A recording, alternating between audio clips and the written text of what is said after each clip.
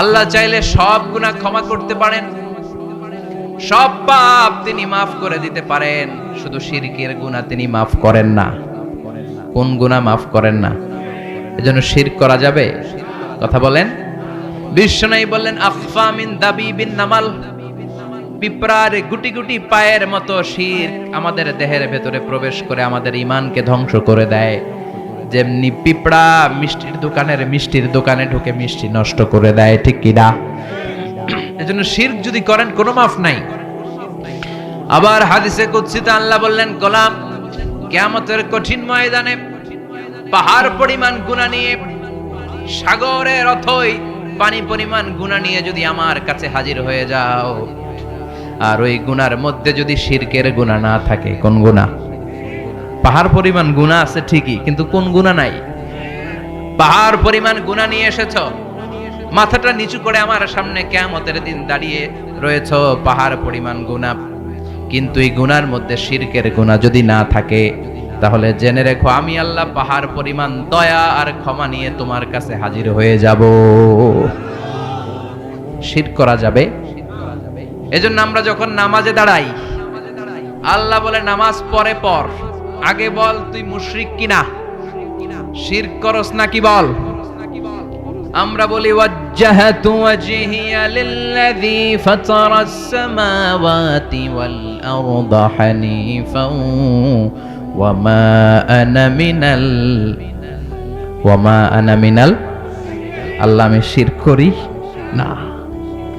আবার জিলহজ মাসে দুইটা জামা পড়ে, ইজহার আর রেদা, সাদা একটা চাদর সাদা একটা লুঙ্গি পড়ে আরাফাতের ময়দানে আমরা কাঁদতে থাকি আর পড়তে থাকি দোয়া। আল্লাহ বলে হজ বান্দা তুই পরে করবি, আগে বল মুশরিক কিনা, আগে বল শিরক করস নাকি। আমরা বলি লাব্বাইক আল্লাহুম্মা লাব্বাইক লা শারীকা লাকা লাব্বাইক ইন্নাল হামদা ওয়ান নি'মাতা লাক লাকা ওয়াল মুলক লা লা লা শারীকা লাক, শিরক করি না। তার মানে নামাজের আগে ঘোষণা দিতে হয় আমরা শিরক করি না, রোজা রাখার আগে ঘোষণা দিতে হয় আমরা শিরক করি না। আবার হজের ময়দানে যখন লাব্বাইক লাব্বাইক বলে চিৎকার করি, সবার আগে ঘোষণা দিতে হয় আমি শিরক করি না। আবার আল্লাহ বললেন লাইন আশরাকতা লা ইয়াহবাতান্না আমালুক ওয়া লা তাকুনান্না মিনাল খাসিরিন, যদি শিরক করো তোমার আমল সব বাতিল হয়ে যাবে, নামাজ রোজা হজ যাকাত জিকির সব বাতিল হয়ে যাবে। আর শিরক যদি না করো সব আমলগুলোরে কবুল করবে কে? এজন্য চাইতে হবে একজনের কাছে, তিনি কে? নাকি মাজারে যেয়ে যাবেন, নাকি খাজা বাবার কাছে? কেউ ফিরে না খালি হাতে, খাজারে তোর দরবারেতে বলে, কিশোরগঞ্জে বলে না? হ্যাঁ, মাজারে নাকি খালি হাতে ফিরে না, ভুয়া কথা। কত লোক দামি ঘড়ি পরে মাজারে গেছে, পরে ঘড়ি চুরি হয়ে যায়, খালি হাতে ফিরে। দামি জুতা পরে যায়, জুতা চুরি হয় না? উনি যায় কই ধাক্কার চোটে, জুতা যায় কই, পরে খালি পায়ে ফিরে, আছে না নাই? একটা দরবার, ওই দরবার থেকে কেউ কোনোদিন খালি হাতে ফিরে না। কার দরবার? তার মানে বলতে হবে কেউ ফিরে না খালি হাতে, আল্লাহরে তোর দরবারেতে। সবাই বলবেন কেউ ফিরে না।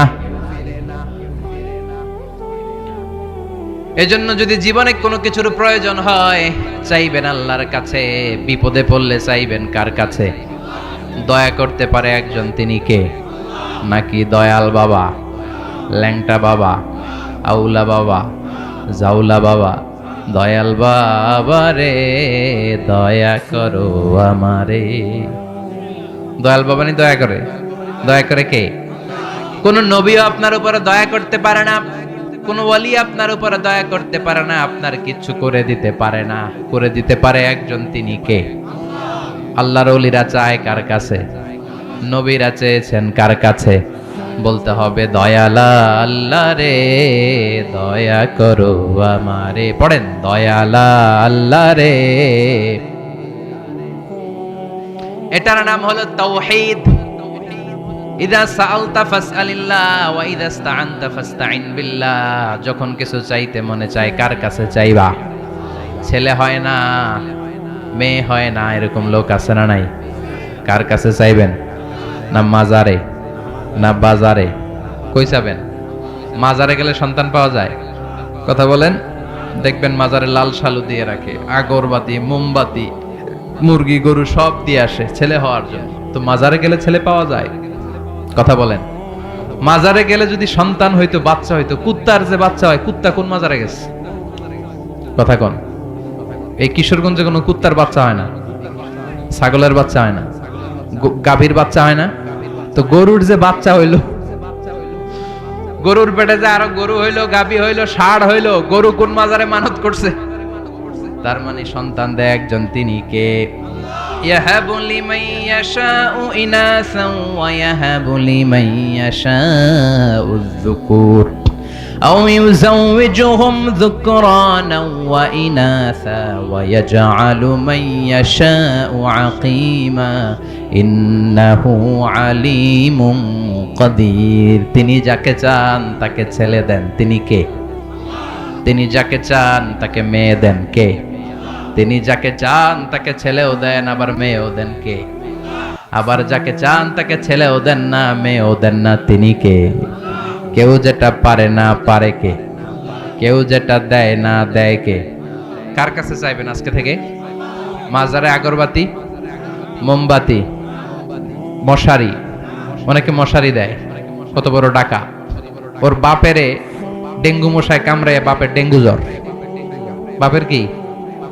বাপের ডেঙ্গু জ্বর, মায়ের ডেঙ্গু জ্বর, মারে মশারি কিনে দেয় না, দেয় বাবার দরবারে। আচ্ছা, মাজারে যারা মশারি দেয়, does it make any sense? এটা কি মাথায় ধরে? কেন দেয়? কবরে পড়ে থাকা লোকটারে মশা কামড়ায়, এটা কি বাবা হইলো? মশা থেকে নিজেরে বাঁচাতে পারে না। আবার অনেক ড্রাইভাররা দেখবেন মাজারের পাশ দিয়ে গেলে এরকম নরম হয়ে যায়, হ্যাঁ, গাড়ি স্লো করে ফেলে, আছে না নাই? কেন স্লো করে?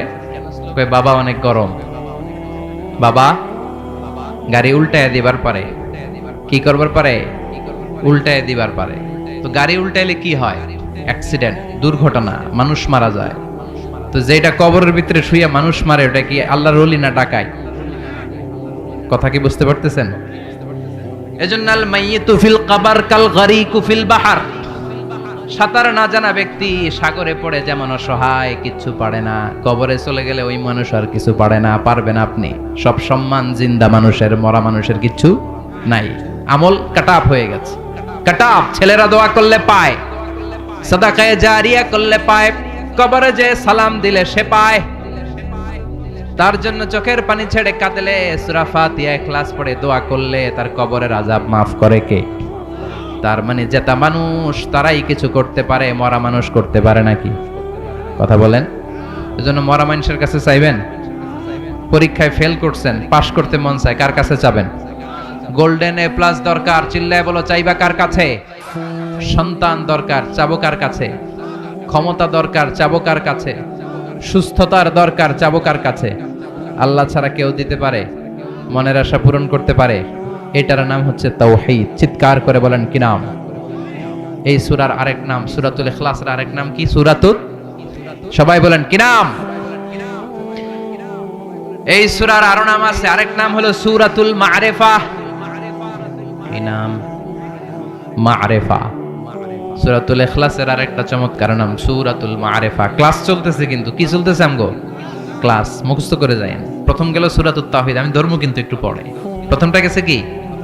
তাওহীদ। দুই নাম্বারটা মা'রিফা। মা'রিফা মানে জানা বা চিনা। মা'রিফা মানে কি? জানা বা চিনা। এই সূরা পড়লে কারে জানা যায়? কারে চিনা যায়? আর এই তাওহীদের মা'রিফাকে বানাইছে কিছু লোক মারেফত। কি বানাইছে? দোদেল বান্দা কালমা চোর, না পায় শ্মশান না পায় ঘোর, দিন থাকিতে আয়রে পথে ছাইড়া দে ভণ্ডামি, ভণ্ডামি ভণ্ডামি ভণ্ডামি, ছাইড়া দে ভণ্ডামি। ঠিক কিনা? নামাজ কালাম পড়ে না, ইবলিশ শয়তানের নানা। কিশোরগঞ্জে নাই, ময়মনসিংহে নাই, এই গ্রামে নাই, আছে? এমনও নাকি পীর আছে, হক্কানি পীর যারা, এদেরকে আমরা শ্রদ্ধা করি, এদের বিরোধিতা করি না, কিন্তু ভণ্ডদের বিরুদ্ধে আমাদের স্লোগান। বলেন ঠিক কিনা? সারা বছর গোসল করেন এমন পীরও নাকি আছে? এটা কি মানুষ? খাটাস। জানোয়ার, আল্লাহ হেদায়েত দাও। সারা বছরে একদিনও গোসল করে না, 365 দিনের একদিনও গোসল করে না। সারা বছরে গোসল নাই, সারা বছরে গোসল করে নাকি একদিন। আর ওই দিন ওর করা গোসলের পানি মুরিদরা সব খাইয়া শেষ। নামাজ কালাম পড়ে না, ইবলিস শয়তানের নানা, ধর্মের একখান খুঁটি ধইরা কয়দিন করবা হয়রানি। ভণ্ডামি ভণ্ডামি ভণ্ডামি, ছাইড়া দে ভণ্ডামি। এখনো ভালো হওয়ার সময় আছে না নাই? দোদেল বান্দা কালমা চোর, না পায় শ্মশান না পায় ঘোর, দিন থাকিতে আইড়ে পথে ছাইড়া দে ভণ্ডামি। ভণ্ডামি ভণ্ডামি ভণ্ডামি, ছাইড়া দে ভণ্ডামি। ঠিক কি না? এজন্য এই সূরার এক নাম হলো মারেফা। মারেফা মানে আল্লাহরে চিনা, মারেফা মানে আমার আল্লাহরে জানা, মারেফা মানে লাল শালু পড়া না, মারেফা মানে গোসল না করে মাথার চুলে জুটি বাঁধা না। চিল্লায় কোন ঠিক কিনা? যারা আল্লাহর কাছে যায় তারাই হলো আসল মারেফাতের লোক। আমরা হচ্ছি মারেফাতের লোক, আমরা আল্লাহর বিশ্বাসী। আমরা জোহরের নামাজ পড়ছি, আল্লাহর তাফসীর শুনতেছি কোরআনের, আবার আসর পড়বো। আমরা হচ্ছি মারেফাতের আসল সৈনিক। চিৎকার করে বলেন ঠিক কিনা? তার মানে এই সূরার এক নাম সূরাতুত তাওহীদ, আরেক নাম সূরাতুল মারেফা। মনে আছে? এক নাম কি সূরাতুত, আরেক নাম মারেফা। 3 নাম্বার নাম হলো সূরাতুস সামাদ। এই সূরার একটা নাম হলো সূরাতুস সামাদ। কি নাম? সামাদ কার নাম? কথা কোন আরো জোরে। সামাদ হচ্ছে আল্লাহর নাম। সামাদ এটা আল্লাহর একটা গুণবাচক নাম। সামাদের বিপরীতে আরেকটা শব্দ আছে সানাম। কি নাম? সানাম মানে মূর্তি, স্ট্যাচু। স্ট্যাচু চিনেন তো? মূর্তি। জাহিলি যুগে বিশ্বনবীর কাছে যখন তাওহীদের বাণী আসলো, ওহী নিয়ে সাইয়েদনা জিবরাইল আসলেন, বিশ্বনবী দাওয়াত দেওয়া শুরু করলেন। তখনও মক্কার লোকেরা মূর্তির পূজা ছাড়তে পারে নাই। একজন পৌত্তলিক সব সময় একটা মূর্তির পূজা করে। মূর্তিকে আরবিতে বলে সানাম। কি বলে? সে মূর্তিটাকে বগল দাবা করে রাখে, যেখানে যায় মূর্তির কাছে চায়, মূর্তির ডাকে খোদা, আর মূর্তির কাছে কান্দে। কি করে? মনের দুঃখ জ্বালা মূর্তির কাছে বলে। সে ভাবে এই মূর্তি আমার জ্বালা দূর করে দিবে। আসলে মনের জ্বালা দূর করে কে? মূর্তিরে ডাকে, মূর্তির কাছে কাঁদে, মূর্তিরে অনেক আদর করে, সোহাগ করে, যত্ন করে, সাথে সাথে রাখে। হঠাৎ একদিন মূর্তিটাকে এক জায়গায় রেখে জরুরি কাজ সারতে বাইরে গেছে। কাজ সেরে ফিরে এসে মূর্তির কাছে এসে দেখে মূর্তির গায়ে পানি। মূর্তির গায়ে কি? তো সে ভাবলো, যেহেতু এটা আমার খোদার, খোদার গায়ে পানি, এটা তো খারাপ পানি হওয়ার কথা না, এটা রহমতের পানি। He thought this is the water of mercy and blessings, this is the water of বারাকা, এটা বরকতের পানি। When he thought it is the water of mercy and blessings, he started to suck it, জিহ্বা দিয়ে চাটতে শুরু করছে, যে সাইটা সব বরকত ফালামুকে সব ভিতরে ঢুকামু। When he started to suck it, he found the taste is little bit bitter. চাটতে চাটতে দেখে স্বাদ কটা কটা লাগে, লোনা লোনা লাগে, টক টক লাগে।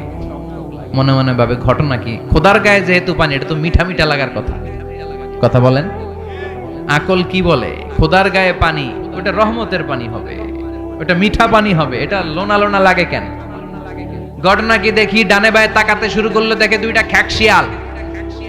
অনেকে বলে কুকুর, আসলে খ্যাকশিয়াল। হাদিসে এসেছে খ্যাকশিয়াল, ঠ্যাং একটা উঁচু করে রাখছে, এখনো রহমতের পানি পড়তেছে মাঝখান দিয়া।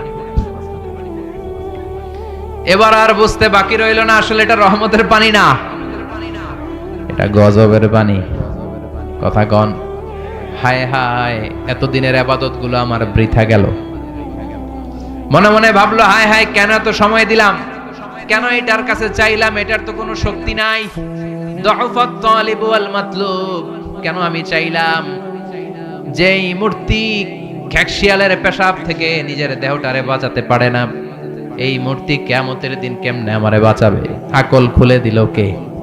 কথা বলেন। ঝিনুকের ভেতর লুকিয়ে থাকে যেমন মতি, ঝিনুকের ভেতর লুকিয়ে থাকে যেমন মতি, কালমা শাহাদাতে আছে আল্লাহর জ্যোতি, কালমা শাহাদাতে আছে আল্লাহর জ্যোতি। পড়েন। ঝিনুকের ভেতর লুকিয়ে থাকে যেমন মতি, ঝিনুকের ভেতর লুকিয়ে থাকে যেমন মতি, কালমা শাহাদাতে আছে আল্লাহর জ্যোতি, কালমা শাহাদাতে আছে আল্লাহর জ্যোতি। আল্লাহর নূরের জ্যোতি তার হৃদয়টারে উজালা করে দিল, তার আকল খুলে গেল। মূর্তিটাকে ধরে আছাড় মারতে শুরু করলো, হাত ভাঙে, পা ভাঙে, ভাঙ্গা মূর্তি নিয়ে বিশ্বনবীর কাছে চলে যায়, বলে ও আব্দুল্লাহর বেটা মুহাম্মদ। বিশ্বনবী বললেন তোমার হাতের মূর্তির এই অবস্থা কেন? ভাঙছে কে? কয় আমি ভাঙছি। বিশ্বনবী বলেন ভাঙলা কেন? এতদিন না পূজা করতা? লোকটা বলে এতদিন ভাবছি খোদা, এখন দেখি হুদা। এতদিন ভাবছি কি, এখন দেখি কি। ও আব্দুল্লাহর বেটা মুহাম্মদ, ঝিনুকের ভেতর যেমনি মতি লুকিয়ে থাকে, কালমা শাহাদাতের ভেতরে যে আল্লাহর জ্যোতি আছে আজকে টের পেয়েছি। আর কাল বিলম্ব আমি করতে চাই না, তোমার ডান হাতটা বাড়িয়ে দাও, তোমার হাতে হাত রেখে আমাকে পড়িয়ে দাও লা ইলাহা ইল্লাল্লাহু মুহাম্মাদুর রাসূলুল্লাহ সাল্লাল্লাহু আলাইহি ওয়াসাল্লাম।